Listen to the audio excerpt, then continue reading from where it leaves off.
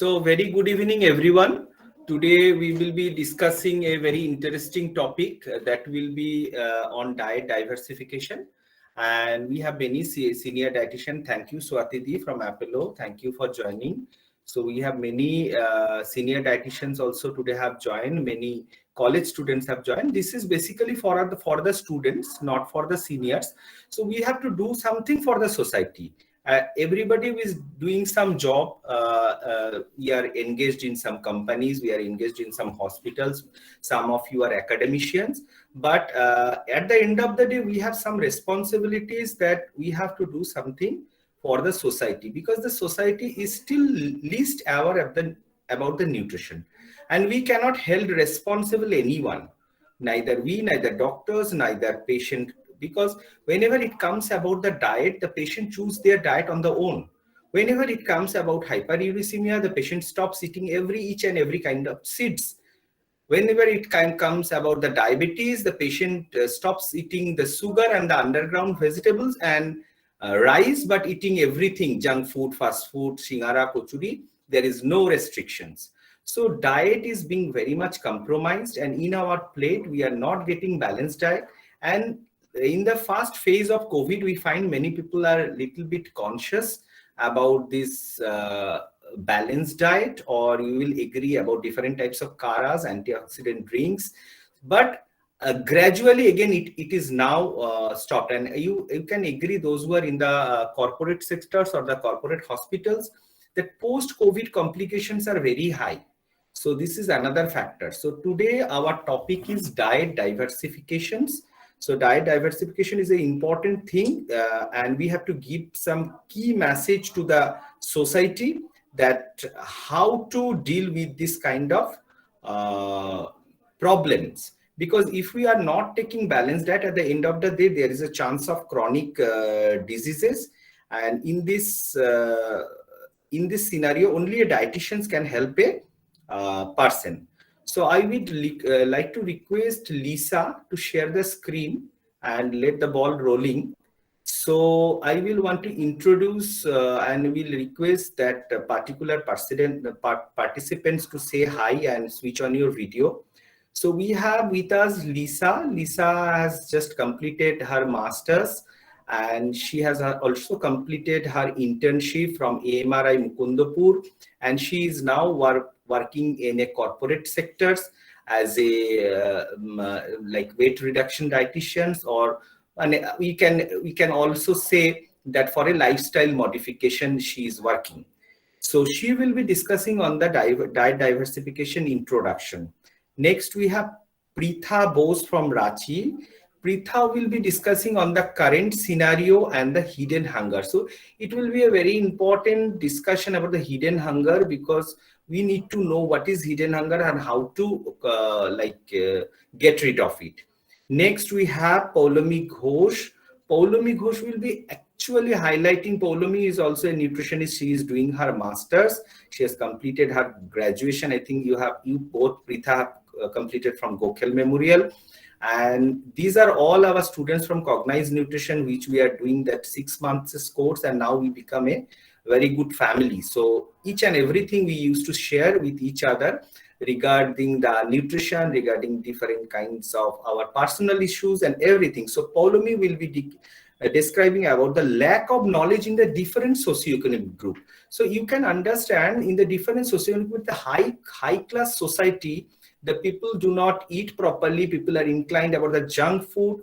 They do not have the knowledge of balanced food. They are taking more of simple carbohydrate and more of fat. While as you see in the slum areas or the low socioeconomic populations, if you see that people are least aware, they have the options of green vegetables. They have at their homes, they rear some like animals like cow. They have milk, they have eggs, but they are not aware of the things. They are selling these products and they are taking only the carbohydrate consumption is high. Shuparna's topic will be another interesting topic. We will came to know many government project in India. Government has done a very beautiful job, but still people, that is one of the example is ICDS or Anganwadi, but people do not have that knowledge that why they are going there. So Shupana is also a practicing dietitian. She has completed her master's as well as deep diet. She has worked as a bariatric nutritionist under very renowned Dr. Sarfaraz Bey. She is now associated with a corporate company as a diabetes educator and dietitian. Next, we are coming to the last topic of our discussion, that is how to make the diet or the recipes interesting. If you are telling a obese person to take 2 chapatis, and if you are telling the plate full of salads, or if you are taking to take oats in the breakfast, so that one day the diet becomes very monotonous. Maybe you are suggesting healthy diets, but it is becoming very monotonous. So Pooja Dinda is with us today. Pooja is also a nutritionist, and she is very like active, and she is known to me for a long back. So when I start the course, so Pooja used to rang me and said that, sir, I am very much interested about your course because I personally know you. So one of the students whom I personally know before this course, that is Pooja. So Pooja will be discussing the nutritional recipes. So let's share the screen, and I welcome you all. And the interactive session will be at the end. Thank you all.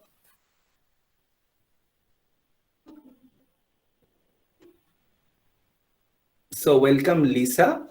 For the first part, you have to need to unmute yourself.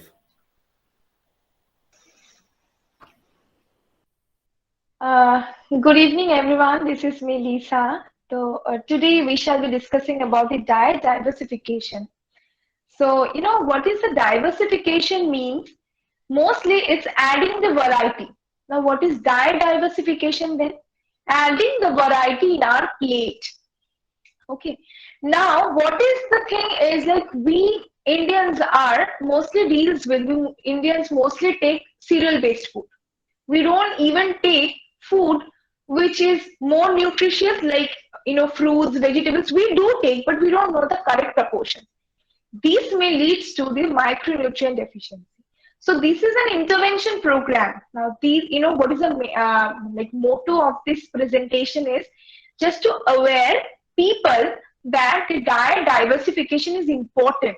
We need to add several food from several food groups. We nutrition people, like those who are the students of nutrition, we are the dietitians and nutritionists, know what are the food groups, and it is important to add almost every food from every food groups. Then only it will be easy for us to prevent this micronutrient deficiency. In the further slides, my co-members are going to tell you what are the micronutrient deficiencies and how it can be prevented. So, like the target group of this micronutrient deficiency or the other deficiency diseases are not the socioeconomic group. This happens with the urban area as well as the rural area. So those who are the high economic group, they are also suffering from. And the low economic groups are also suffering from. So the target groups are everybody. So the main perspective is, like, we need to aware first ourselves, then we can go for others. Okay, and one more thing I would like to add over here is, like, once you are plating your, once you are arranging your plate, it should be colorful enough. Okay, and the thing is, like, you just to get a colorful plate which is full of nutrients, you just don't need to go to the supermarket, buy expensive foods. It's something which is already available in your kitchen. So what you have to do is you have to go and search it for. Okay, now the main objective is what I have said, the micronutrient deficiency prevention. Okay, now can I get the next slide, please?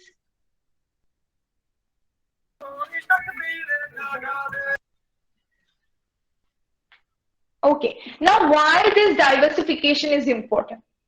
Why it is important? So as I told you that in our plate, all the food groups, the food from food groups should be there, including the animal foods.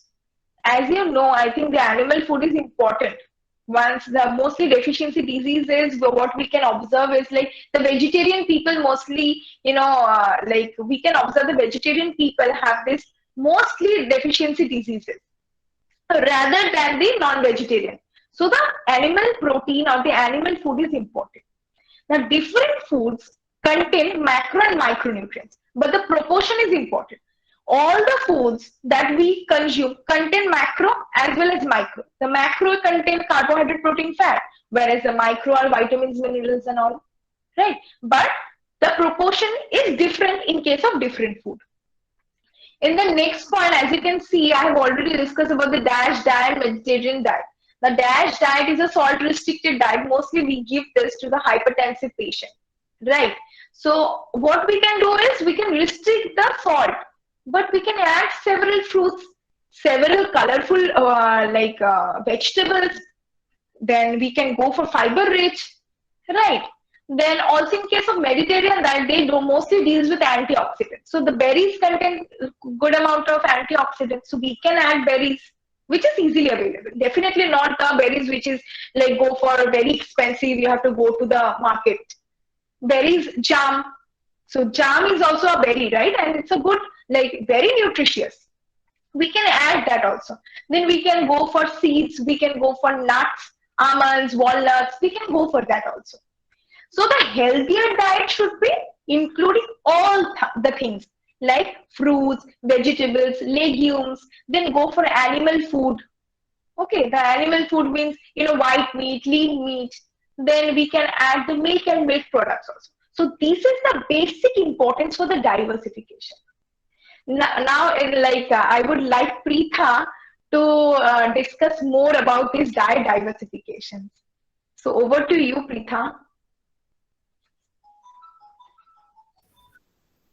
Thank you so much, Lisa Di, for wonderfully explaining what diet diversification actually is.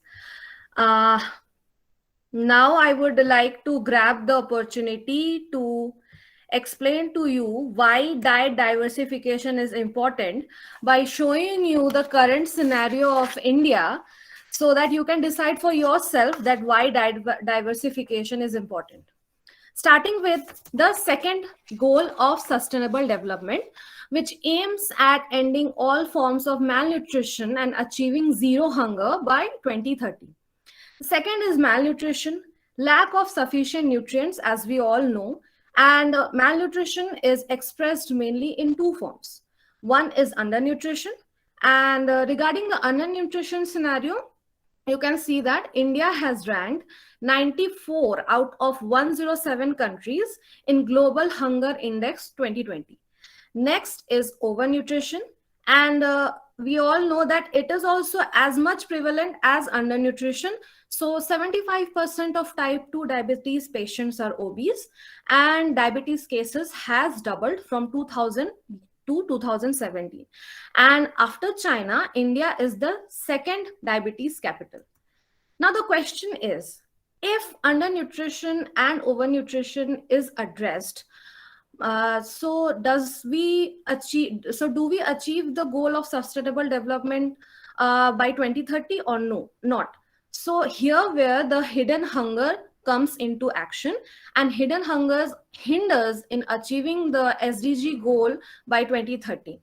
Now, what is hidden hunger? We will go to that. Before that, I like to grab your attention and show you the Global Hunger Index 2020 graph. This is the map of India, and the color is deep blue.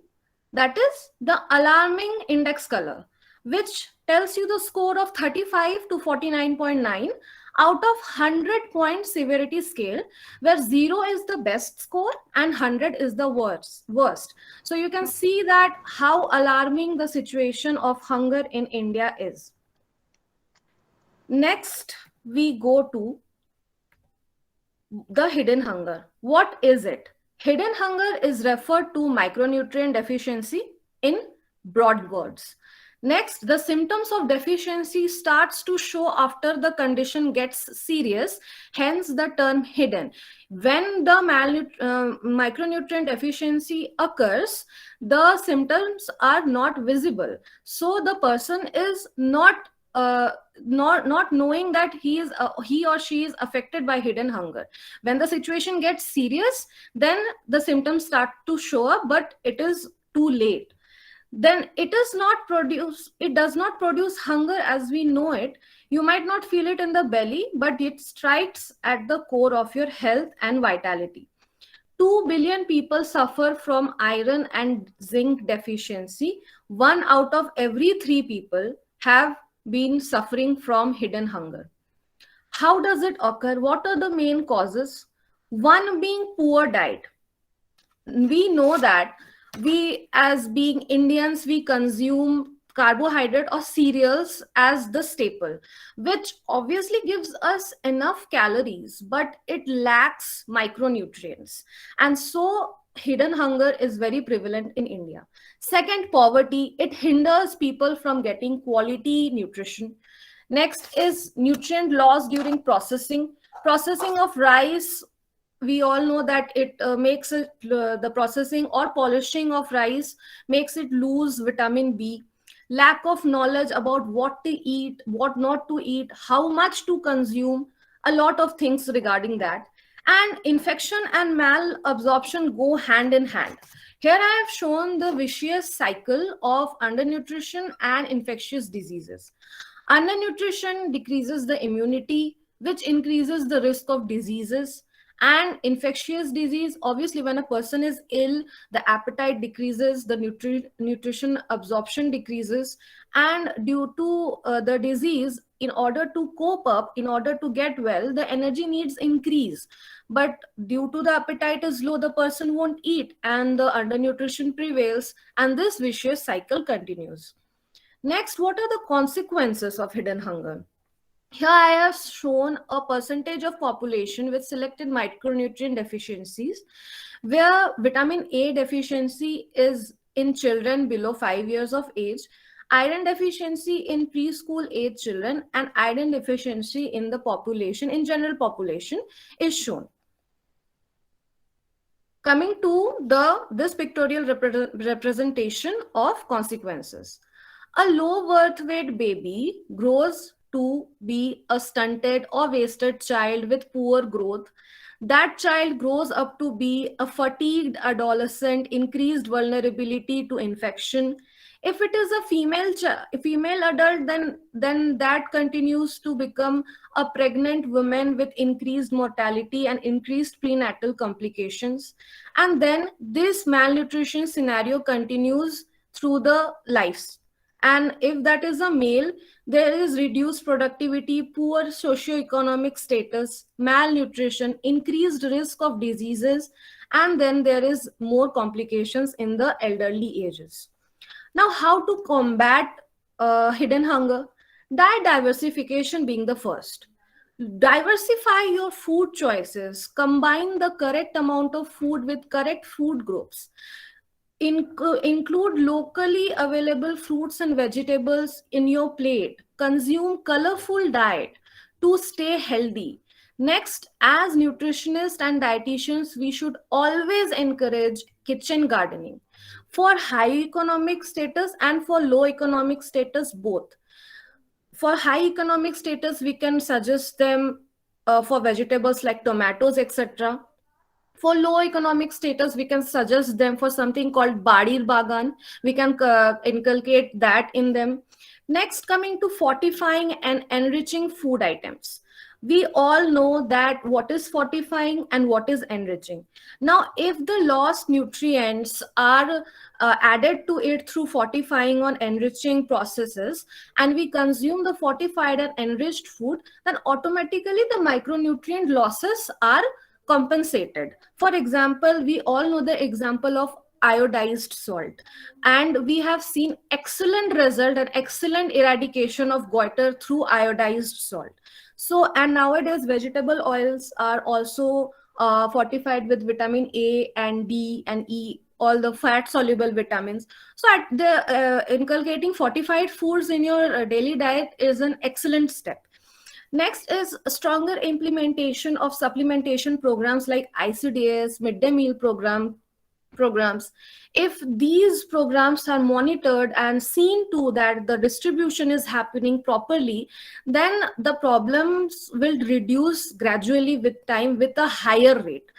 And last but not the least, nutrition education and to the general public about what to consume, what not to consume, and what are the right choices what are the good steps that they can take to stay healthy, not going around any Google article, not going around any myths. You should suggest people to take the help of experts who know, who have studied this subject, will give you right guidance. With this, I would like to conclude my part and hand over the presentation to Polomi. Thank you very much.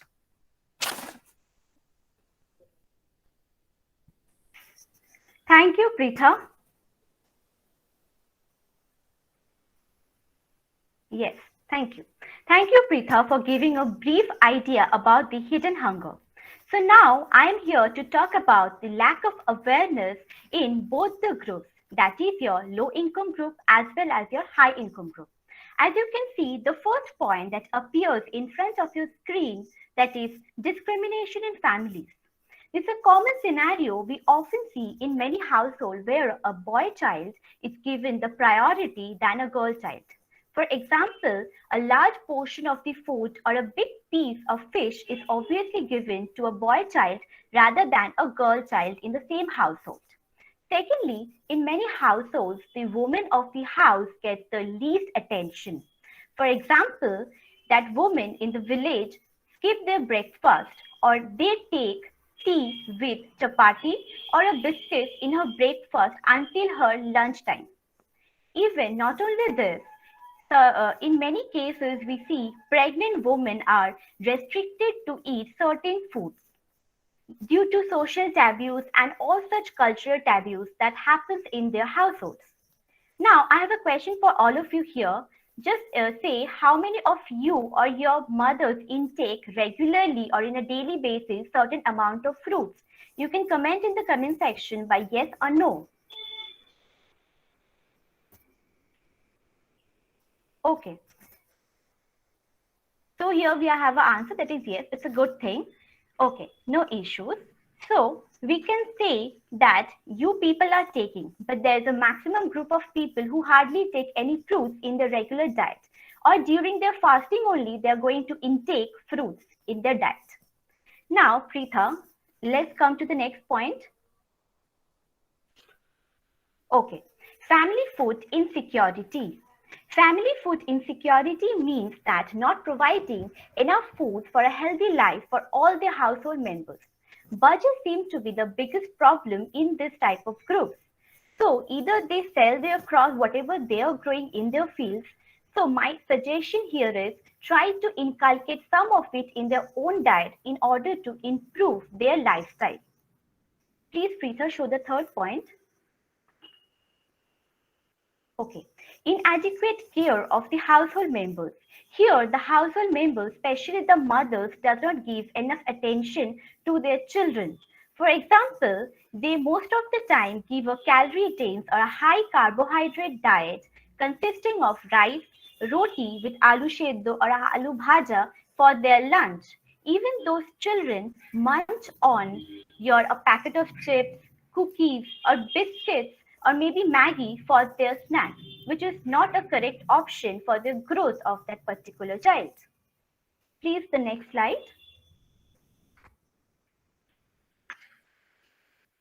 Okay, now I'm going to talk about the lack of awareness in the high income group too. First of all, depending on the junk food, processed foods, and the refined foods, as there is a tendency of those section of the people going for an instant food, which means some of these children are can't able to go for playing in the playgrounds due to this COVID time. And we see here that these children are going for the online based fast delivery food from Swiggy, Zomato or Uber Eats and so on. As you can see, here is a cartoon diagram which is shown the one woman who is saying pizza, cola, burger, candy, the kids speak out when we go for shopping. And another man which saying, seeing the children with her that they shall look malnourished because here malnourished refers to the market-based, mall-based products what that lady is giving to her own children. The second point, please. Okay, ignorance of parents and caregivers. Just now I told Here in this group, high income group, mostly the parents are working parents. They don't have enough time to look after their children. So we see this type of children suffer from many eating disorders, which have the certain symptoms of excessive eating or binge eating, or at all no eating in the whole day. Or maybe they have certain symptoms of purging behaviors like vomiting or excessive workouts during their eating patterns. We see a very much irregularity. Okay, the third point, please. Now, the third point, that is your stress, anxiety, and a sedentary lifestyle. These are the main causes for the major diseases, whatever the people are suffering for the high income group. Even in stress, the people who are suffering from stress, we see they have a tendency to go for binge eating or eating too much. Now, that you are a student, you're student, so please be aware of this fact and try to choose the correct thing for your own health. That's all from my side. And the next portion will be explained by my teammate, Shupana Monroe. Thank you.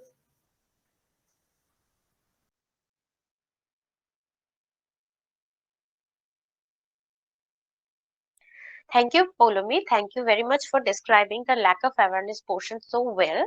She has already described what wrong could be done uh, by the lack of awareness and lack of education, particularly nutritional education, in our daily life. To eradicate the problems, we should spread, as a student, as a dietitian, or as nutritionist, it is our duty to spread the knowledge about health and nutritional education throughout the community.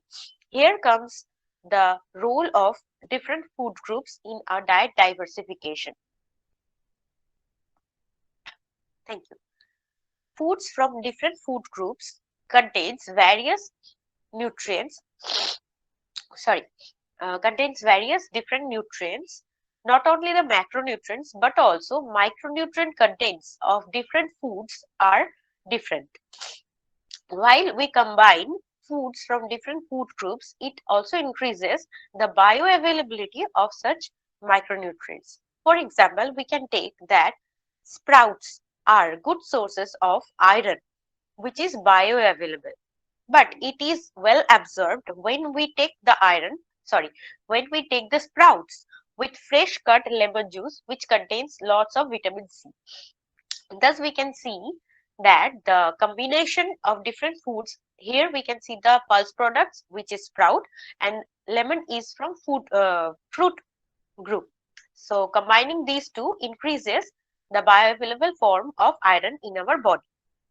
The main motto of diet diversification is to fulfill the requirements of micronutrients in our daily life and help us to attain the peak of our health. So we should include all the food groups from different food groups in our daily life. Next slide, please. Here we will suggest some tips for low socioeconomic groups as well as high socioeconomic groups. Foods for low socioeconomic groups, the people can choose low cost, locally available and seasonal foods. Like seasonal fruits, they can avail in low cost, and the foods like cabbage or broccoli, whatever is grown in their locality, it is low cost and market it's available in their market, and they can also go for their own field cultivation, and they can use some of their productions in their own household and rest should be sold in the market to attain some money. We can suggest them going for some kitchen gardening, which already has been described by Pritha. So we can suggest them for combination of foods like combine cereal products with pulse products to attain all the amino acids, essential amino acids. So in this way, they can use all the nutrients in the foods. And for high socioeconomic groups, we mainly need to educate them to choose the right portion and to choose the right foods. Like they should choose the fresh vegetables, fresh fruits, and they should cook in their home, not to go for the ready-made or instant meals, or not to go for the mall meals, or like some burger, pizza, anything like that. So we should educate them to discard the junk foods or empty calories and to choose the fresh and colorful ones. Next slide, please. Now, when we know that there are various ways to increase our nutritional education in the community, we need to approach in a proper system. There are two ways. One is government approach, another one is non-government approach. Next slide, please. Yes, in government policies, we know that there are various policies government has already implemented in our society. Some are described here.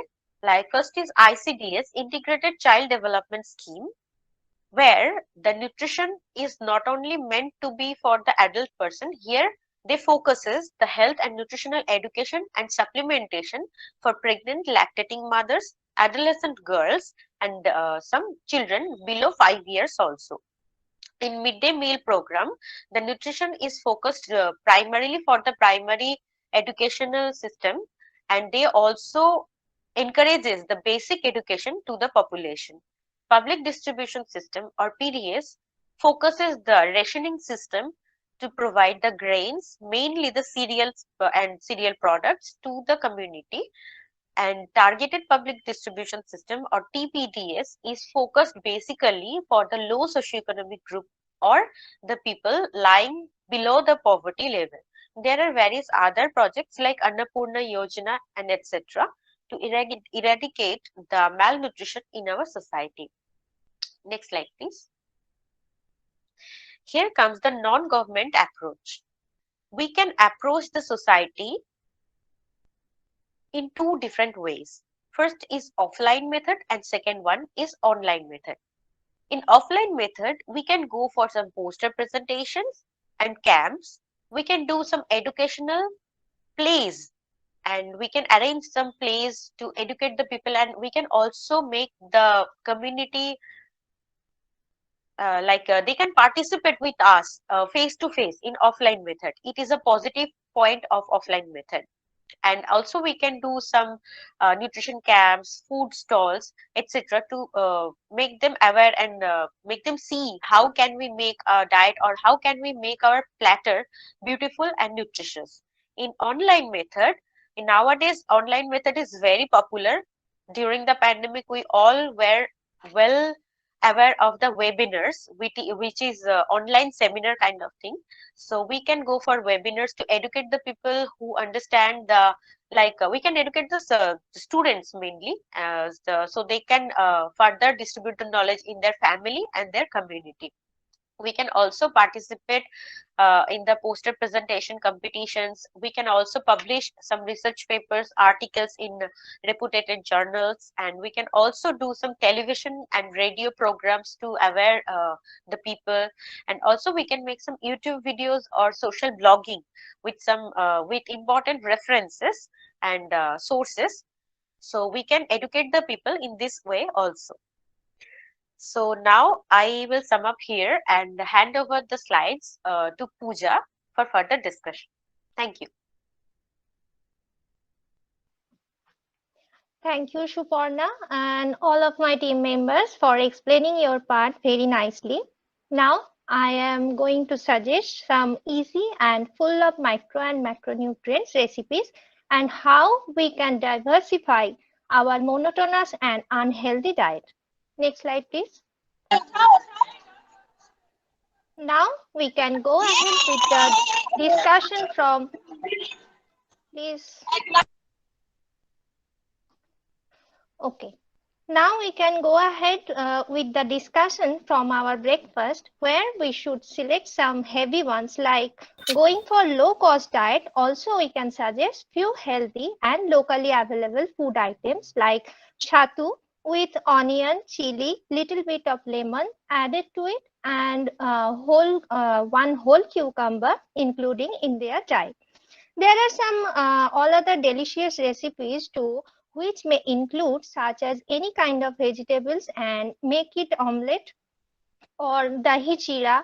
For middle to high cost economy group, they can easily intake various type of vegetables with egg or chicken sandwich, oats khichdi, oats pancake, etc. In this way, we can eventually modify our breakfast and make it healthier than ever. Next slide, please.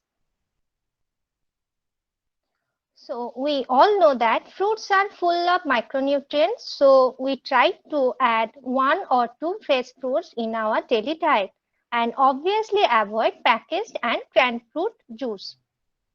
Next slide, please. So after that, we should take our lunch at a proper time. There are low cost diet which may include locally available food items in their lunchbox. It's necessary for every people to start with some amount of vegetables in their lunch. Earlier, it was said to eat vegetables with rice, but now it has to be said to eat rice with vegetables. Many options are there, such as leafy vegetables, green, orange vegetables. Rather than that, they can also go with pulses, which are very really a good source of protein and minerals. Middle to high cost diet ones can take over with different type of chicken recipes, fishes, and eggs. If it's possible to make curd at home too, then the lunch will be comprised with more nutritious values. For some corporate job holders, okay, next slide please.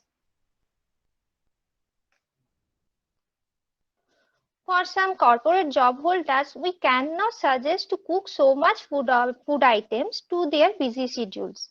So how we suggest them to easy way of cooking? Now we are going to suggest about one pot meal. What is one pot meal? One pot meal is basically a balanced proportion of all crucial and essential nutrients by easy combination, which is easy to make and can also quickly prepare, which is really a good option too. We can use any kind of vegetables with cereals which you like and further mix them well. Sometimes when people are at restaurant or want to choose some healthy ones, but they get confused what to choose or what not to. In this situation, I suggest them to go with grilled, poached, boiled, steamed items over the deep fried or crispy and crunchy ones. Further, they can choose lassi, buttermilk, raita over the cocktail, drinks, etc. Next slide, please.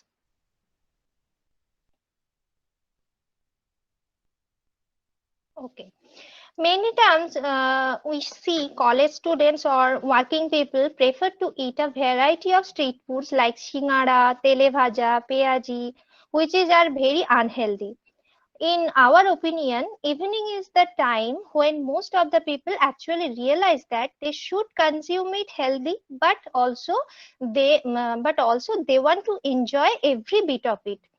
Then they can go with some most famous Bengali snacks, muri, with some sprouted chola, moog, or nuts like china badam, and squeezing a few amount of lemon juice, adding to it, and which is basically known as muri makha. It is really a healthy option for low to high economic groups, which is easily available too.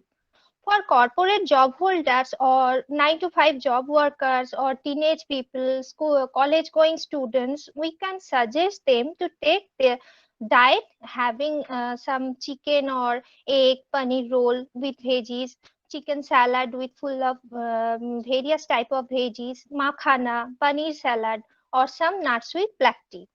Next slide, please. After a long hectic day, when you are so tired and don't want to spend time at kitchen, then you can go with a normal roti with sabji or vegetable stuffed paratha or chicken stew with wholesome vegetables. Try to avoid heavy meals at that time. Also make sure you should take your dinner at least 1 to 2 hours before going to bed. In this way, you can make your day healthy and also unique. Obviously, last but not the least, exercise also very important to maintain our healthy life. Thank you everyone. Now I would like to invite our Honorable Sir to say some keynotes about diet diversification. Thank you. Thank you so much, Pooja, and thank you all for your very nice and enriching deliberation.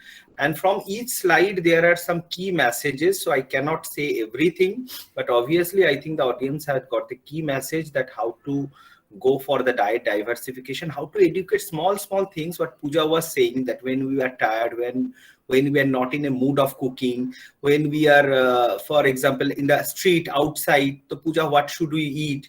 And people, whenever they are in the street now, they go for the street foods, roll, kachuri, samosa. But there are also healthy options, like we sometimes call the South Indians or the Western, like dhokla, idli, bada. These types of food items are better than the North Indian cuisines like Mughlai, paratha, and all the oily stuffs. So I want to share a screen, like Shupana was discussing about the educational program. So Shupa, I want to show some of my educational programs, which you can also do collaborating with me. So hope the screen is shared, Shuparna. Yes, sir. So these are the high affluent class society where we can give these types of lectures where the people can listen about their health benefits and they can interact with you. So these are the few things which you can do going to different corporate offices like IBM, TCS, Reliance. Though these are the some school programs which I did more than 500 school programs in my career. So these programs actually educate the feeding difficulties in the kids, that how to cope up with the feeding difficulties of the children's. So this was a program in Shiliguri, and alongside we can do some of the programs for the like low socioeconomic groups. This is in Dietetics Day 2020. During the COVID also we did these programs in Rajarhat with IDA Bengal chapters. So these are the programs where you can, with these types of things, you can educate very easily the populations and what are the good things. See the food items or the tiffin items we have provided them. So it is til, that is til jo hota sesame and gur.